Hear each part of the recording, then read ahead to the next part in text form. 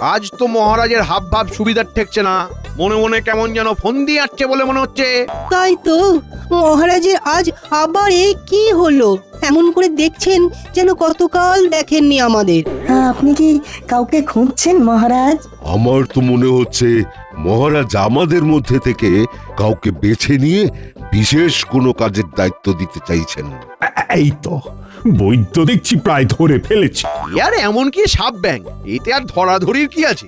আছে আছে, আমি সত্তর এক যজ্ঞের আয়োজন করছি, আর সেই উপলক্ষে আমার গুরুদেবকে আমন্ত্রণ জানাতে যেতে হবে। এমন গুরুত্বপূর্ণ কাজের গুরুদায়িত্ব কাকে দেবেন বলে স্থির করলেন মহারাজ? তোমার সেটা না জানলেও চলবে, কারণ মন্ত্রী মশাই থাকতে মহারাজ তোমাকে অন্তত এই দায়িত্ব দেবেন না। সব ব্যাপারে তোমার নাক গলানোর কি দরকার হে বাপু? দায়িত্ব তো বাছাই করা কাউকে না কাউকেই দিতে হবে, কারণ গুরুদেবকে রাজি করিয়ে আনার দায়িত্ব কম নয়। আমার তো মনে হয় গোপালই পারবে যথাযথভাবে গুরুদেবকে এখানে নিয়ে আসতে। হ্যাঁ, গোপালের মতো বিচক্ষণ ব্যক্তি আর কজন আছে? ও মা, এ বলে মন্ত্রী তো ও বলে গোপাল, কে জানে শেষ পর্যন্ত কার যে খুলবে কপাল। আমি বলি কি, এই ব্যাপারটা তবে গোপালই সামলাক। কে না জানে যে গোপাল বেশ গুছিয়ে কথা বলতে পারে। এ কি, মন্ত্রী মশাইয়ের গলায় যে উল্টো সুর! সুর কি আর এমনি এমনি পাল্টেছি? এমন গোলমেলে কাজ সামলাতে না পারলে শেষ পর্যন্ত গোপালেরই মুখ পুড়বে। মন্ত্রীমশাই ভেবেছেন আমার কাঁধে বন্দুক রেখে আচ্ছা সে মজা করবেন, হ্যাঁ? কিন্তু আমি তো সেটা হতে দেব না। তুমি কি কিছু বলবে গোপাল? আমার মতে তো এই কাজে মন্ত্রীমশাইয়েরই যাওয়া উচিত। মহারাজের মহামন্ত্রী গিয়ে বললে গুরুদেব কিছুতেই না করতে পারবেন না। বুঝলাম, তবে এই কথাই থাকলো যে মন্ত্রী আর গোপাল দুজনেই যাবে গুরুদেবকে আমন্ত্রণ জানাতে।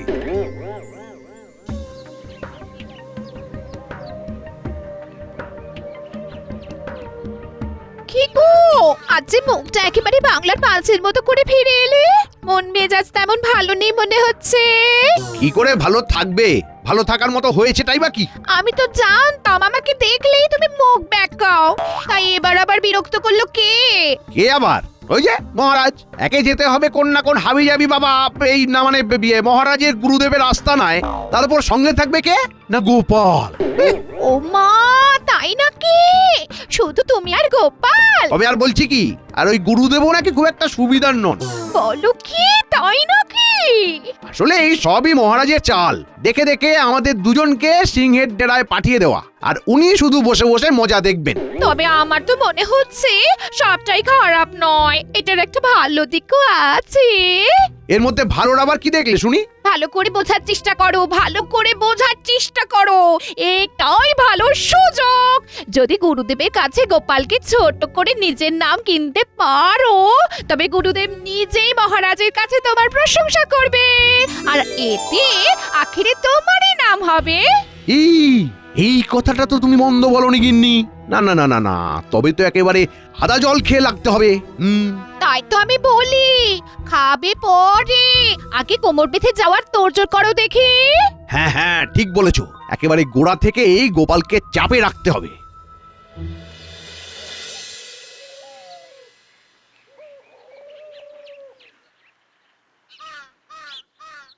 কি যে করি মনে ভীষণ ব্যথা। মন্ত্রীর সাথে যেতে হবে চারটেখানি কথা। ব্যাপার কি গো? আজ যে একেবারে ছড়া কাটতে কাটতে ঘরে ঢুকছো দেখছি। বলি তোমার হলোটা কি? নতুন করে কি হবে? যা হওয়ার সেটা হয়েই গেছে গিন্নি। কেন কেন কি হয়ে গেছে? ওই যে মন্ত্রীমশাই যাবেন মহারাজের গুরুদেবের বাড়ি তাকে নিমন্ত্রণ জানাতে, তার সঙ্গে এই হুলো বেড়ালকে মহারাজ ঠিক জুড়ে নিয়েছেন। আমার তো মনে হচ্ছে মহারাজ তোমার উপর ভরসা করেন বলেই তোমাকে পাঠাচ্ছেন। হ্যাঁ, মন্ত্রী মশাই একা সেখানে গেলে নির্ঘাত গন্ডগোল পাকিয়ে আসতেন। হ্যাঁ, মহারাজ যে কার উপর বেশি ভরসা করেন, আমার উপর না নিজের মন্ত্রীর উপর, সেটাই তো বুঝতে পারছি না। তবে তো আরো ভালো হলো।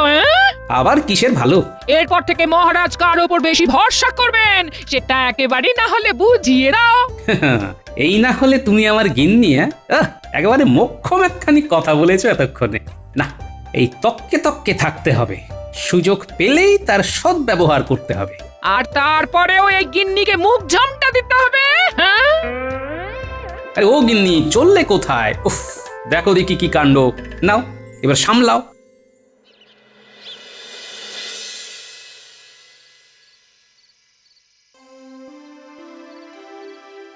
দিয়েছি। এবার দুজনকে একেবারে একসাথে জুড়ে দেখি এবার কে কি করে। কোথায় কোথায় আবার কি জুড়লেন আপনি মহারাজ? আর ভাঙলেনই বা কখন যে জুড়ে দিলেন? ভাঙা তো ছিলই, মানে মন্ত্রী আর গোপাল তো যাকে বলে একেবারে আদায় কাঁচকলায়, তাই আমি ওদের এবার একেবারে আচ্ছা করে পেঁচ মেরে দিয়েছি। সে না হয় করলেন, কিন্তু করলেন কেন? হবে না গিন্নি, একজন ক্যাচালেও অন্যজন ঠিক আমাকে বাঁচিয়ে দেবে। মানে গুরুদেবকে যেন তেন প্রকারেণ এখানে এনে হাজির করবেই করবে। তার মানে আপনি জেনে শুনে এমন কাজ করেছেন? তবে নয় তো কি, কিন্তু হ্যাঁ, আসল উদ্দেশ্য আর একটা আছে এবং সেটাই বিশেষ গুরুত্বপূর্ণ। হ্যাঁ, বলুন তো, দুজনকে একসঙ্গে পাঠানোর পেছনে আপনার কোনো অঙ্ক আছে কিনা? তাহলে শোনো, গুরুদেব মানুষ যাচাই করতে পারেন। দুজনের কথাই শুনেছেন গুরুদেব, এখন এই সুযোগে উনি যাচাই করে দেখে নেবেন যে গোপাল আর মন্ত্রীর মধ্যে কার বুদ্ধি বেশি। কি কেমন হবে এক ঢিলে দুই পাখি? দারুণ হবে। সব ব্যাপারটাই আপনার কাছে একেবারে জলের মতো পরিষ্কার হয়ে যাবে মহারাজ।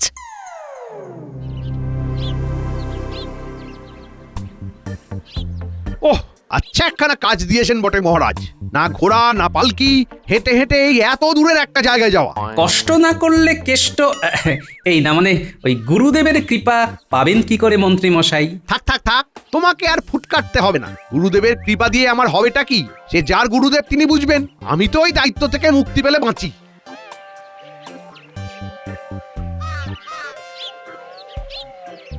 ওই তো গুরুদেব স্বয়ং কুটিরের সামনে দাঁড়িয়ে আছেন, যেন আমাদের জন্যই অপেক্ষা করছেন। তবে আর কি, যাই একেবারে ডিগবাজি খেয়ে গুরুদেবের পায়ে গিয়ে পড়ি, যা থাকে কপালে। প্রণাম গুরুদেব। আরে আরে, করো কি? আগে আমি গোপাল, আর উনি মহামন্ত্রী। মহারাজ কৃষ্ণচন্দ্র আমাদের পাঠিয়েছেন আপনার কাছে। আমার প্রণাম গ্রহণ করুন। বেশ, এসো, তোমরা ভিতরে এসো। হাত মুখ ধুয়ে বিশ্রাম নাও কিছুক্ষণ। পথ চলার ক্লান্তি তো বড় কম নয়। না না না না, তা কি করে হয়? আমার কাছে তো কর্মই ধর্ম, তাই বিশ্রাম কি জিনিস তা তো আমি জানি না গুরুদেব। ব্যাস, মন্ত্রীমশাইয়ের রং বদলানো শুরু হয়ে গেছে। ওই যে এসেই এক ডিগবাজি খেলেন, ওতেই কাজ হয়ে গেছে। বিশ্রাম নিলে গোপাল নিক, ওর পরিশ্রম করার অভ্যাস নেই তো। আমাকে দয়া করে বিশ্রামের কথা বলবেন না গুরুদেব। তা বেশ তো, তবে তুমি না হয় আহারের ব্যবস্থা করো, আমি ধ্যানে বসি। ডাক, প্রথম চটকায় গুরুদেবকে ভালো মতোই ঝটকা দিয়েছি। এবার কাজ দেখিয়ে ওর মনটাও টুক করে জয় করে নেব। আর তার সঙ্গেই গোপাল যে কত বড় অকর্মণ্য সেটাও চোখে আঙুল দিয়ে দেখিয়ে দেব। কি হলো মন্ত্রীমশাই, ধর্ম পালনের আগে বড় ভাবনায় পড়ে গেলেন মনে হচ্ছে। আমি ভাবি আর না ভাবি তাতে তোমার কি? তুমি নিজের চরকায় তেল দাও না গিয়ে। সে তো বটেই, আপনার ভাবনা আপনি ভাবুন, আমি ভেবে করব কি? যা ভাবার আমার ভাবা হয়ে গেছে। আহার বানাতে গেলে জ্বালানি সংগ্রহ করতে হবে। ওই জ্বালানি এলে তবেই রান্না করা যাবে। তাই সবার আগে আমি যাব জ্বালানি সংগ্রহ করতে। বেশ, তাই করুন। তবে আমি বরং বিশ্রাম নেই খানিক। হাজার হোক পরিশ্রম করার অভ্যেস তেমন নেই, কি না?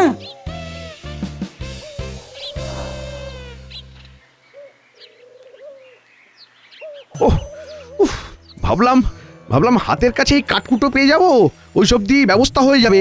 কিন্তু এদিকে তো দেখছি কিছুই নেই। এই বেলা আবার ঘুরে ঘুরে জ্বালানি সংগ্রহ করতে হবে। কি ঝকমারি কাণ্ড রে বাবা! খাল কেটে কি মরতে যে কুমির ডাকতে গেলাম, পারি না।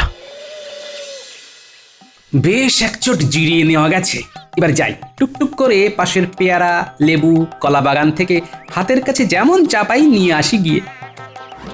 অল্প হলেও গল্প জমে যাবে।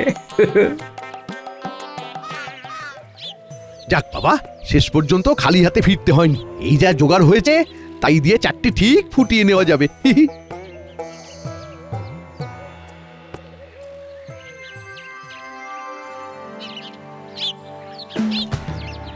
বেশ, এবার তবে আমি আহার করব। তার প্রস্তুতি হয়ে গেছে তো? দাঁড়ান, খাবো বললেই আর সঙ্গে সঙ্গে দেবো কি করে? এই তো সবে জ্বালানি কাঠ নিয়ে এলাম, এরপর চালে ডালে ফোটাবো, তারপর তো খেতে দেবো। বড্ড পরিশ্রম করছো দেখছি। তবে এত পরিশ্রমের কি তেমন একটা দরকার ছিল? কি করব বলুন? আমি যখনই যে কাজটা করি সেটাই একেবারে মাথার ঘাম পায়ে ফেলে করি। ওই ফাঁকিবাজি যে আমার ধাতে সয় না গুরুদেব। তবে এই কথা গোপালের ক্ষেত্রে খাটে না। বলে বলেও তার কিছুতেই কাজে মন বসানো গেল না। তাই নাকি? নয়তো কি, সে তো কোনো কমেরই নয়। দেখুন গিয়ে, হয়তো এদিক ওদিক কোথাও গিয়ে গায়ে হাওয়া লাগিয়ে ঘুরে বেড়াচ্ছে। আপনি কতকটা ঠিকই বলেছেন মন্ত্রী মশাই, তবে সবটা নয়। কাছাকাছি ঘুরঘুর করছিলাম বটে, তবে গায়ে হাওয়া লাগানোর জন্যে নয়, বরং গুরুদেবের আহারের ব্যবস্থা করতে। তার মানে উনুন না জ্বালিয়েই আর প্রস্তুত করে ফেলবে তুমি? মানে আর কিছুই নয়, আজ তো একাদশী, গুরুদেব নিশ্চয়ই ফল আহার করবেন, তাই রান্না করার কি দরকার? একদমই তাই। আজ আমি ফল ভিন্ন অন্য কোনো আহার গ্রহণ করব না। দাও গোপাল, ওই ফল খেয়েই ক্ষুধা নিবৃত্তি করি। যা বাবা, গোপাল তো ফাঁকতালে আচ্ছা বাজি মেরে দিল। কেটে মরলাম আমি, আর নাম কিনলো সেই গোপাল। বেশ, এক মাঘে শীত যায় না। আমিও দেখছি গোপাল আবার কোন কায়দা করে আমাকে কাট করার ধান্দা করে, তারপর আমিও পাল্টা চাল চালবো।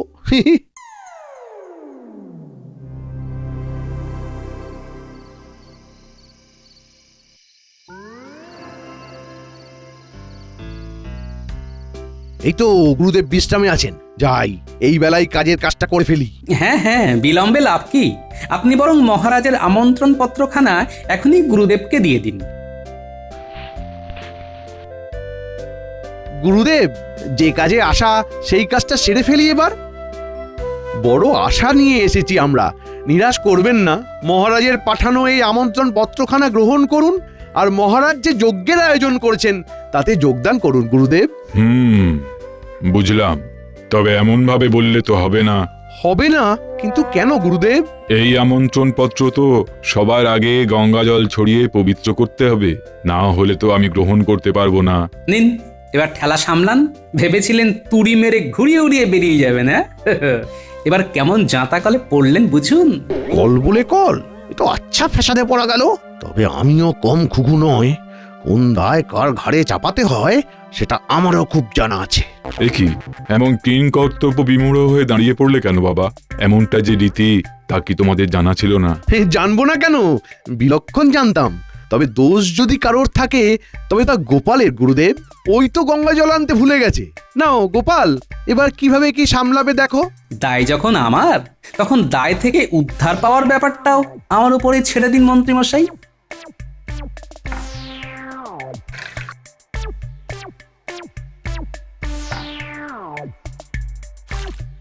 এই নিন গুরুদেব, এবার পত্রখানা গ্রহণ করুন। এভাবেই পবিত্র করার কাজটা সেরে ফেললে তুমি। বাবা, তুই সস্তা ভেবেছো চুপি চুপি গুরুদেবকে বোকা বানাবে? গুরুদেব যে কি কঠিন জিনিস সে কি এতক্ষণও বোঝেনি বাবা? আগে গুরুদেব, কথাতেই তো আছে, মন যদি পবিত্র হয় ঘটির জলে গঙ্গা পায়। তা আমি যদি পবিত্র মন নিয়ে এই জল ছেটাই, আর আপনিও যদি পবিত্র মনে তা গ্রহণ করেন, তবে আর এই জল অপবিত্র থাকে কি করে গুরুদেব? সত্যিই তো, পবিত্রতা তো মানুষের মনে। বেশ, দাও, এই আমন্ত্রণ পত্র আমি গ্রহণ করলাম। দেখো কাণ্ড, টেকোটা তো আবার বাজি মেরে দিল। সে যাই হোক, কাজ তো হয়ে গেল। এখন মনে মনে এখান থেকে বিদেয় হতে পারলে বাঁচি।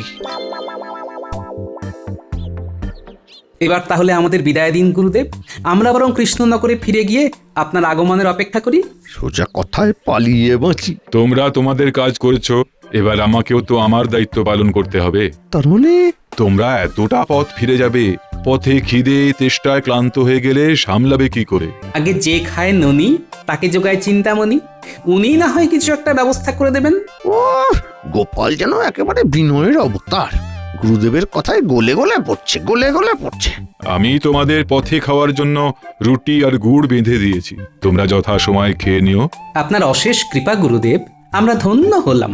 শুধু গুড় আর রুটিতেই গোপাল যা করছে, এর সাথে ঘি মাখন কোপ্তা কালিয়া থাকলে তো মনে হচ্ছে গুরুদেবকে ছেড়ে কৃষ্ণনগরে ফিরতই না। তাতে অবশ্য ভালো বই মন্দ হতো না। না না, তোমরা আর দেরি না করে এবার ধীরে ধীরে কৃষ্ণনগরের উদ্দেশ্যে রওনা হও। ওহ বাবা, পথ যেন আর শেষই হয় না। হাঁটছি তো হাঁটছি। কেন মন্ত্রী মশাই, আপনার তো কর্মই ধর্ম, তাই আপাতত কর্ম করে যান। তোমার যেন ফুর্তি আর ধরছে না। তেমন কি আর করলাম মন্ত্রী মশাই, এইটুকু না করলে যে এতটা পথ একসাথে হাঁটাটাই মাটি হয়ে যাবে। তুমি হাঁটবে হাঁটো, আমি আর পারছি না, অনেক হেঁটেছি।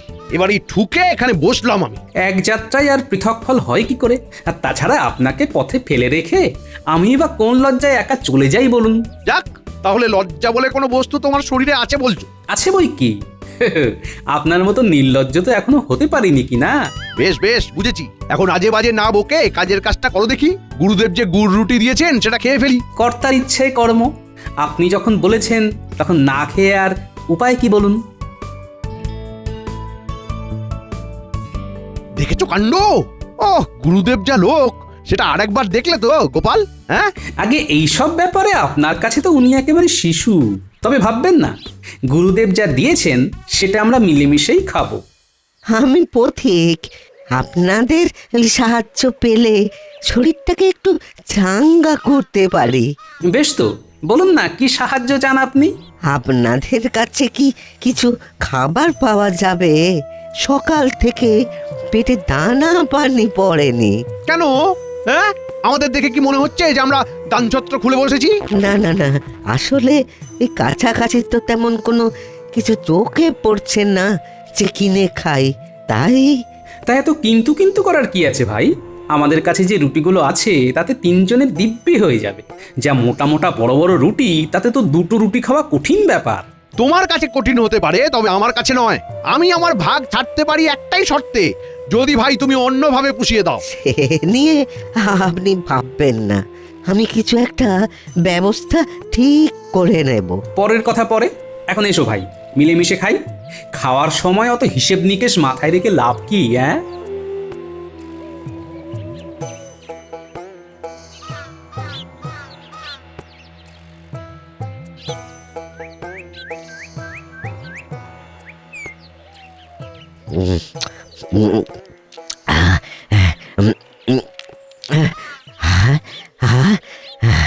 পেটটা পেটটা খানিক ভরলো। এবার আমি আবার ওই লম্বা রাস্তা হাঁটতে পারবো। তবে তার আগে এই 5টা মোহর আপনি রাখুন। আরে আরে, এইসবের আবার কি দরকার? দরকার আছে বই কি। হ্যাঁ হ্যাঁ হ্যাঁ, এইটা আছে, নিজেদের মধ্যে ভাগ করে নেবেন সুবিধা মতো। বাবা যখন গেছে তখন আপনার ভাগ আপনি বুঝে নিন মন্ত্রীমশাই। আমার 3টে রুটি আর আপনার 2টো, তাই 5টা মোহরের মধ্যে 3টে আমার আর 2টো মোহর আপনার। এ ভারী অন্যায় গোপাল, এ ভারী অন্যায়। অধিক আমাদের দুজনের খাবার খেয়ে কৃতজ্ঞ হয়ে মোহর দিয়েছে, এতে আমাদের দুজনেরই সমান ভাগ আছে। আমি আরো অর্ধেক মোহর পাবো, আর আমি তো আমার ভাগ ছাড়বো না। এ কি মন্ত্রীমশাই, 1টা মোহর 8টা মোহর বড় কথা নয়। তবে আমি বলি কি, আপনার ভাগের ধরনটা ঠিক হচ্ছে না।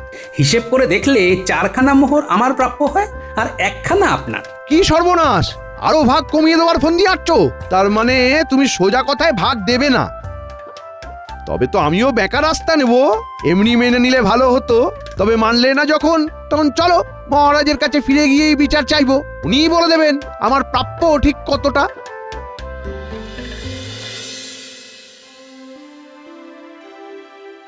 কি জানি মন্ত্রী আর গোপালের ফিরতে এত দেরি হচ্ছে কেন?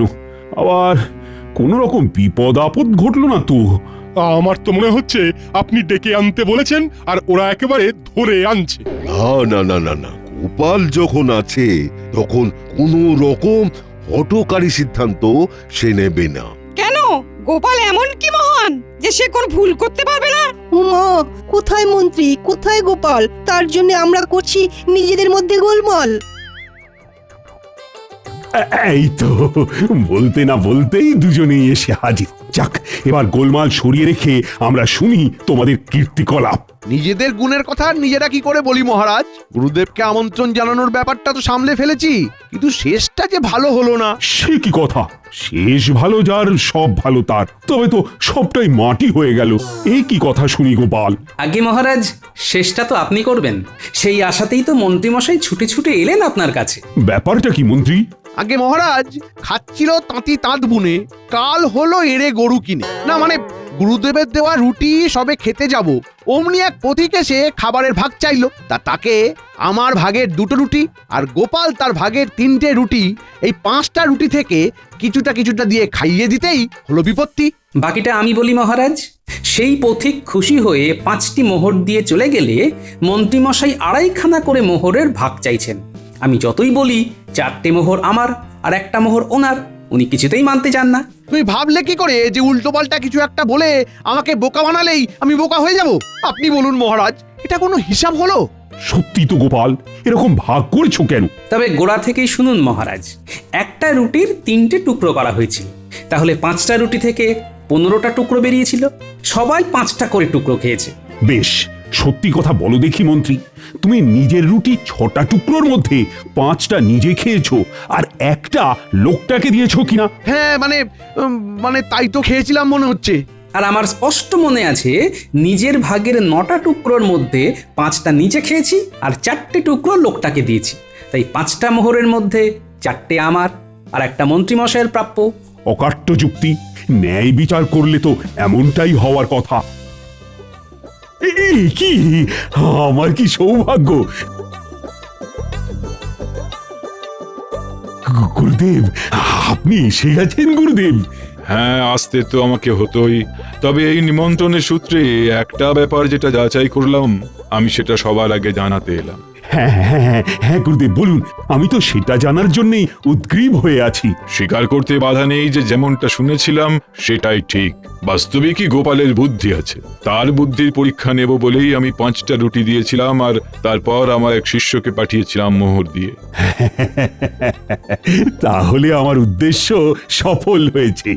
গুরুদেবের নেওয়া বুদ্ধির পরীক্ষায় গোপাল সসম্মানে পাশ করেছে। তার মানে পুরো ব্যাপারটাই সাজানো ঘটনা। ঘটনা যেমনই সাজান, 1টার বেশি মোহর কিন্তু আমি আপনাকে দিচ্ছি না মন্ত্রীমশাই।